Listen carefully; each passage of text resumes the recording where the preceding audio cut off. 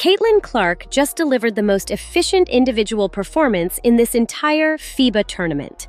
And the official head coach of Team USA was nowhere to be found when it happened. No announcement, no explanation, no press conference, just gone.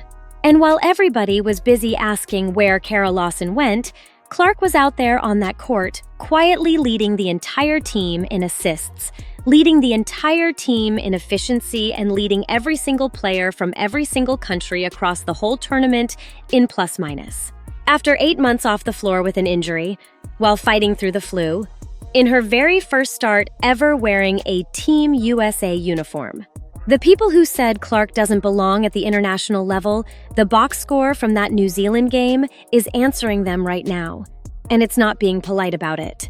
So today, we are breaking down every single number, every single coaching decision, and everything that actually happened behind the scenes at this tournament. Because the full story is way more interesting than the headlines. If you stay until the end of this video, here's what you're going to walk away knowing. First, exactly how one personnel decision completely changed the way Team USA attacks and the specific numbers that prove it. Second, the plus-minus stat that, once you hear it, ends every single debate about whether Clark belongs on this stage.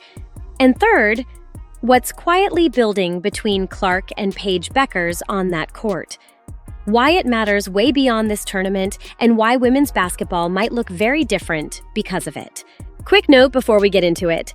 Everything you're about to hear is based on publicly available stats, verified game reports, and direct analysis of what happened on the court. This channel has no affiliation with Caitlin Clark, the Indiana Fever, or any WNBA organization. We're not here to pick a side. We're here to follow the data. And with a topic as polarizing as Caitlin Clark, and trust me, few topics in American sports right now are more polarizing, I think that needs to be said out loud before we start. All opinions are for entertainment and informational purposes only. We respect every player in this conversation. All right, let's get into it. To really understand why the New Zealand game matters as much as it does, you have to go back to the beginning of this tournament. Because what happened in that game didn't start there. It started with a philosophy and a slow-building collision between that philosophy and reality. Clark came into this qualifying tournament not as the focal point, not as the engine. She came in off the bench. And I want to be clear, this wasn't because her form was bad. It wasn't because she looked slow or rusty in practice. It was a deliberate coaching choice by Kara Lawson. And Lawson was operating with a very specific belief about how this team should run. The belief was simple. Everyone gets to shine. No one player dominates the minutes, dominates the touches, dominates the narrative. You spread the opportunity. You develop depth. You make sure every player feels valued and involved. Now look in the right context, that's actually a thoughtful philosophy. For a training camp, smart. For building team culture over a long season, you can see the reasoning. But here's the thing about the FIBA Women's Pre-Olympic Qualifying Tournament. You're not there to develop. You're not there to make everyone feel good. You're there to win games and punch a ticket to the World Cup. And those two goals, make everyone shine and optimize to win, are not always the same thing. The first game of the tournament made that tension impossible to ignore. Clark came off the bench, played 19 minutes, and put up 17 points and 12 assists. 17 and 12 in 19 minutes, off the bench. According to the data coming out of FIBA women's qualifying history, that kind of efficiency from a reserve player is almost unheard of. She was carving defenses apart, finding cutters, making reads that most players wouldn't even see, let alone execute on. And after that performance, after what might have been one of the most efficient individual showings in the history of this competition, at that level, here's what Kara Lawson said at the press conference. "Everyone needs to shine, not just Caitlin." That was the quote. Word for word. After a record-breaking performance from the bench, the head coach's message was about making sure the spotlight gets distributed. "I'm not going to sit here and tell you," Lawson said that to be malicious. I genuinely don't know what was in her head.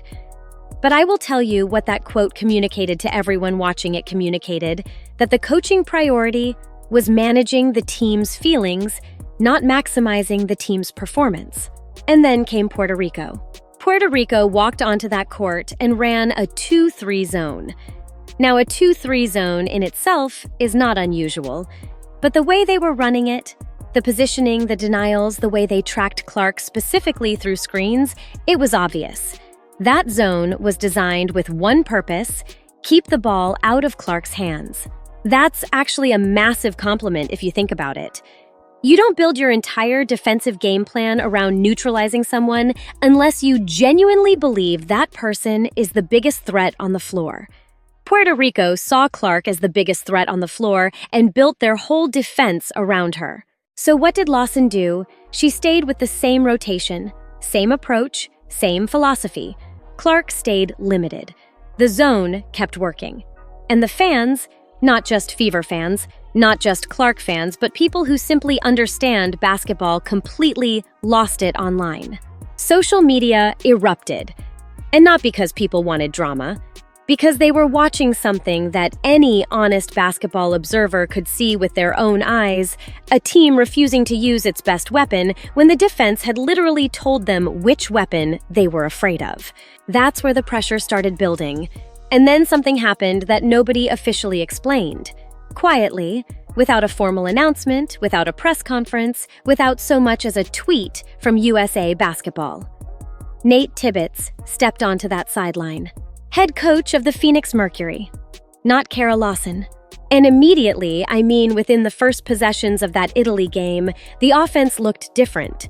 The ball was moving faster, the spacing was better, players were getting touches in rhythm instead of hunting for the ball. And the person with the ball in her hands, most often making the first read on every possession, was Caitlin Clark. Team USA beat Italy by 34 points, just like that. Then came New Zealand, and Tibbetts made 3 decisions before that game even tipped off that told you everything about how differently he sees this team. Decision 1. Clark goes into the starting 5. First time in the entire tournament. First start of her Team USA career at this level. Decision 2. Tibbetts deploys a 3-guard lineup, Clark, Paige Bueckers, and Kelsey Plum on the floor at the same time. Maximum spacing. Maximum pace. No slow-down post presence clogging the lane. Decision 3. Even as the lead ballooned to 55 points, even with a full bench available, even with Clark coming back from 8 months off the floor while actively sick with the flu, Tibbetts kept sending her back out there. She ended that game having played more minutes than anyone else on the entire roster. Let me be direct about what that means. You do not give the most minutes to someone you're babying. You do not do that for someone you think needs to be eased back in. You do that when you look at your team on the floor and realize this works better when she's out there. It just works better. Final score 101-46, a 55-point win. Now I know what some of you are already thinking. New Zealand isn't a top-tier team. Fair. Completely fair.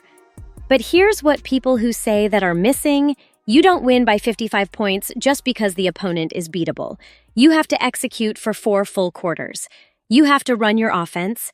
You have to make the right reads, hit open shots, finish in transition. Beatable teams have beaten good teams plenty of times in international basketball. Team USA didn't just win, they dominated from wire to wire, because the system was finally working the way it was supposed to. Okay, now let's talk numbers. Because I want to go through these one by one, not to just rattle off stats, but because each one of these specifically destroys a narrative that has been built around Clark over the last several months. Narrative number 1, Clark is a defensive liability. Teams can just attack her and she'll fold. In the New Zealand game alone, 2 steals. And not lucky deflections that happened to go her way. Both of them were her reading the passing lane, jumping the route at exactly the right moment, and then pushing the pace in transition to finish at the other end. That's anticipation. That's a player who is locked in and competing on defense, not just going through the motions. And when you look at the whole tournament, not just one game, Clark is top 5 on the entire Team USA roster in steals. Top 5. On a team filled with the best players in American women's basketball, defensive liabilities don't lead top 5 in steals. That narrative is dead. Narrative number 2, Clark just stands at half court and heaves three-pointers. She's one-dimensional. Here's the thing about that. She leads Team USA in scoring across the entire qualifying tournament. But here's the part that destroys the one-dimensional argument. The majority of her points are coming from inside the arc. She's attacking the paint. She's getting into the lane. She's drawing contact. She actually leads the entire team in free throw attempts. And you cannot lead your team in free throw attempts by camping out on the perimeter. You get to the free throw line by driving hard, creating contact, and forcing the defense to make decisions. That's an aggressive, physical attacking game, not a spot-up shooter doing one thing. Narrative number 3. Clark takes a lot of shots, but isn't actually efficient about it.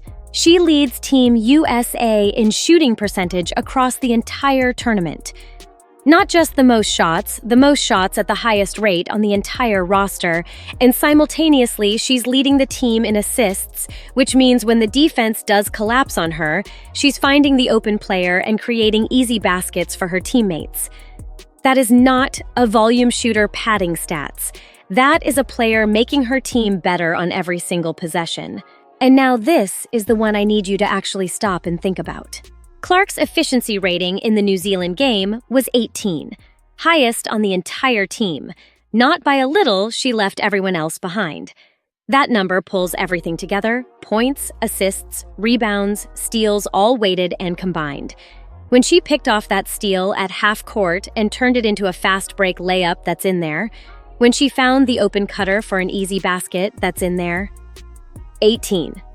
Nobody on that roster came close. But the number that actually ends the conversation, the one that stops every argument in its tracks, Clark's plus-minus doesn't just lead Team USA. It doesn't just lead this tournament. Caitlin Clark leads plus-minus for every player from every country across the entire FIBA Women's Pre-Olympic qualifying tournament. Every country, every player, every minute of every game. That means every single time Clark steps onto that court, her team is outscoring the opponent by a wider margin than any other player on the entire global stage of this competition. You can debate media coverage. You can debate hype. You can debate a lot of things that orbit around Caitlin Clark right now. But that number, that specific, measurable, objective number, you cannot debate that. Now, let's talk about Angel Reese. Because I think it's important to be honest about what's happening here, and I'm not going to frame it as a villain story. That's not what this is. Reese came into this tournament with real buzz and real credentials. Dominant interior presence, elite rebounder, someone who can score around the basket and punish teams physically. Those qualities are genuinely valuable in the right system. The problem is, Tibbetts is not running that system. His offense is built on pace guard play ball movement and transition opportunities. It's built on the 3-guard lineup with Clark as the initiator, and a slow-down, post-heavy game, which is where Reese naturally operates, fundamentally conflicts with that pace. This isn't about Tibbetts not liking Reese. This isn't personal. This is a straightforward, tactical incompatibility. Her style of play slows down the exact thing his system needs to run at full speed. So her minutes got cut. And when her minutes got cut, the pace picked up. And when the pace picked up, Team USA went out and won by 55 points. There were also moments earlier in the tournament, that fans noticed, that analysts noticed, that kept happening often enough that it stopped looking random, where Clark would be open in rhythm with a clean look available and the ball would go elsewhere. Pass pulled back. Different direction chosen. Whether that was a read issue, a trust issue, or something else entirely, I genuinely don't know. What I know is what's observable. And what's observable is that under Tibbetts, the ball finds Clark more, the offense flows better, and Team USA looks like a completely different team. And meanwhile, something quiet and honestly kind of exciting is developing between Clark and Bueckers. Both of them are off-the-dribble creators. Both of them have court vision that you genuinely cannot teach. You either see the game that way or you don't, and both of these two see it that way. When one of them draws pressure, the other one drifts to exactly the right spot on the floor without being told. No play call needed, no set design required. Two intelligent players reading the game in real time and finding each other. In the New Zealand game specifically, the ball movement between those two was generating exactly the kind of pace and cutting action that breaks defenses down. Back cuts materializing out of nowhere. Transition opportunities off turnovers getting converted cleanly. All of this in a pairing that has had almost no time together. That's not something you can coach into two players in a week. That's two basketball minds figuring each other out and getting sharper every single time they share the floor. And that three-guard lineup, Clark, Bueckers, and Plum, simultaneously, is genuinely the most dangerous thing this roster can put out there. Three players who can all shoot from distance. Three players who can all create off the dribble. Three players who can all pass. Defenses have no good answer for that. You can't sag off any of them. You can't shade help toward any particular spot because the threat is everywhere. Now, the question that's been hanging over all of this, where was Kara Lawson and what does it actually mean? Here's what I think the honest answer is.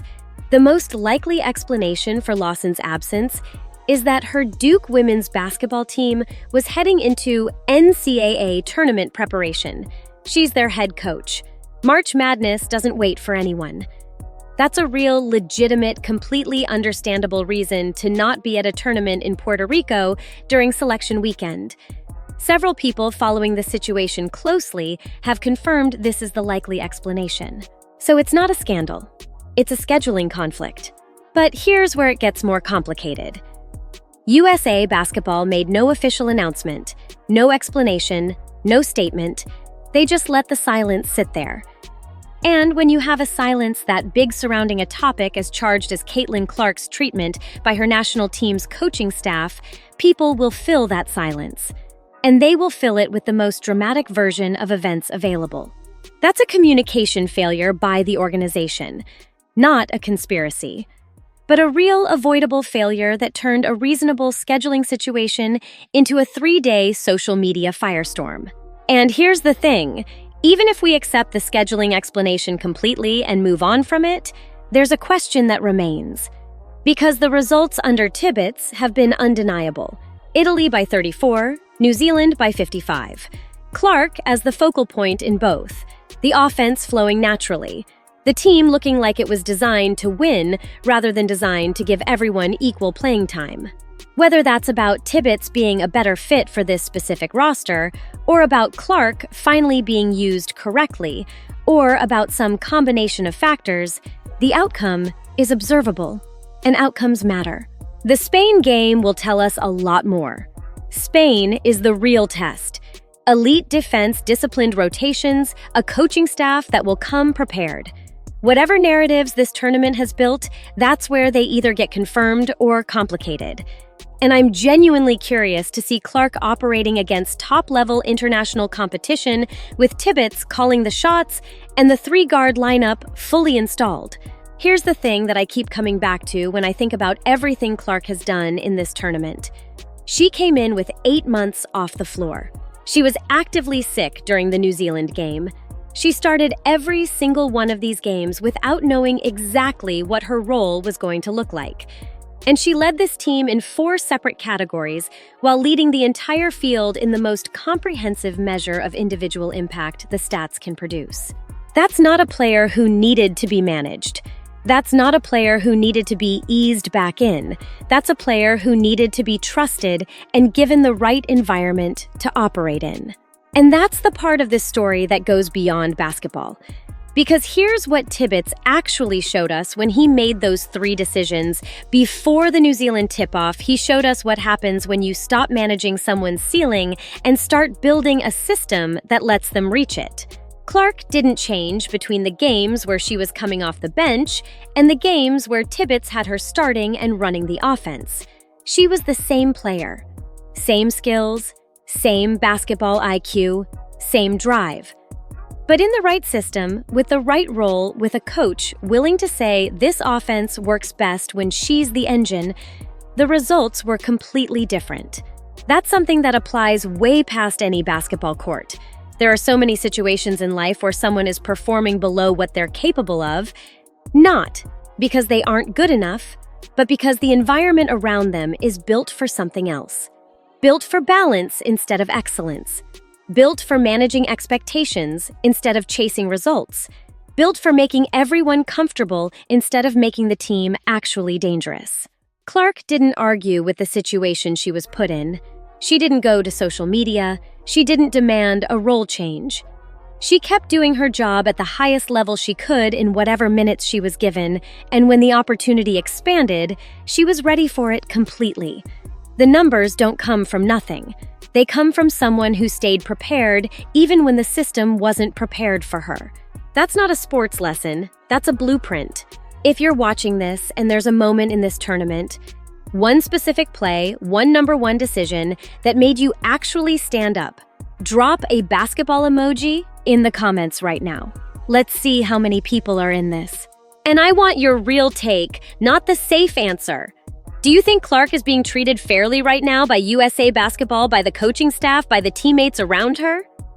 Drop it below. I read every single one. I don't delete opinions. Both sides of this. All of it. And if you think the full story deserves to be heard by more than just people who already clicked, share this. The algorithm pushes this to new viewers based on what the community does in the comments section. So if you think the actual data matters more than the surface-level headlines, make some noise right now. Now you know the full picture of what just happened at this FIBA qualifying tournament. But there's a question that this tournament is setting up that we haven't fully answered yet. When Clark comes back to the Indiana Fever carrying everything she's sharpening right now, the pace, the playmaking instincts, the chemistry she's developing with Bueckers, this version of her that's been playing under a system that actually fits. What does that Fever team look like in 2026? I already made a video breaking that down completely, and I think the answer is going to surprise some people. It's right there on your screen.